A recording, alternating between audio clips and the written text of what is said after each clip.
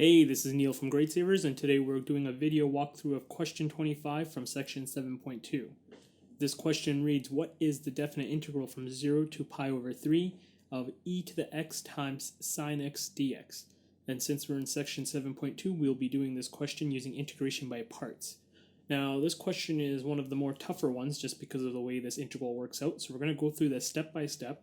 And what we're going to do first is something slightly differently. Instead of following this formula, we're going to just calculate the indefinite integral and see what the indefinite integral of e to the x sine x is equivalent to. And once we determine that, then we'll go back and evaluate the definite integral. So to begin, let's select a u and a dv. So we're going to let u equal to sine x, and we're going to let dv equal to everything else. So once you choose sine x, all that remains is e to the x times dx, and that's our dv. In order to find du, we simply take the derivative of u, which is cos x, and we slap on a dx. And in order to find v, we integrate dv, so we're left with ex. And now using this formula, or the alternate formula, which is just simply the integral of u dv is equal to uv minus the integral of v du, and this is for an indefinite integral, you can see here that this is equal to u, this is equal to v minus v du. And this is us simply plugging everything into the formula. And now looking at the second integral, we see that we will have to use integration by parts again. So this time we'll let u equal to cosine x, and dv will equal to e to the x dx. This means du is equal to the derivative of u, which in this case is just minus sine x, and we'll slap on another dx here. And v again, we take the integral of dv, so we're left with ex. And we plug it into the integration by parts formula again.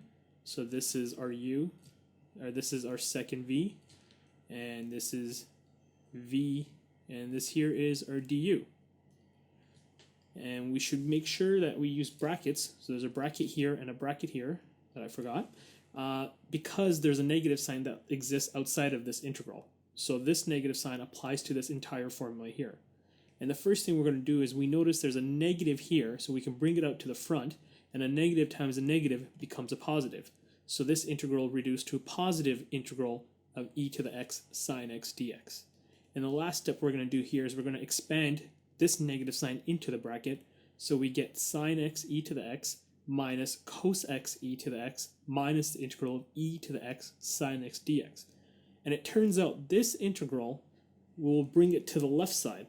Why will we do that? Well, it's the same integral that we want to solve for. So by bringing it to the left side, it ends up being that we have two of these integrals on the left side, and two of these integrals is equal to sine x e to the x minus cos x e to the x. So if two of these integrals is equal to this, well, just one integral is equal to sine x e to the x minus cos x e to the x divided by 2. Or if we want, we could put the half outside in brackets so that's a little bit easier to read. So it's half times sine x e to the x minus cos x e to the x. So we've now solved our initial question. The integral e to the x sine x dx is simply equal to half sine x e to the x minus cos x e to the x. However, the original question asked us to evaluate this integral from 0 to pi over 3. So we can evaluate this from 0 to pi over 3 by rewriting the equation on the left side. And now that we know this integral is equal to half sine x e to the x minus cos x e to the x, we can evaluate that from 0 to pi over 3. So first we will plug in pi over 3. So that's what this part here does. And then we subtract by plugging in the zeros, which is what this part here does. And now we begin simplifying. Sine pi over 3 is equivalent to root 3 over 2, and you will remember this using special triangles or the unit circle. And cos pi over 3 is equal to a half. Sine 0 is equal to 0.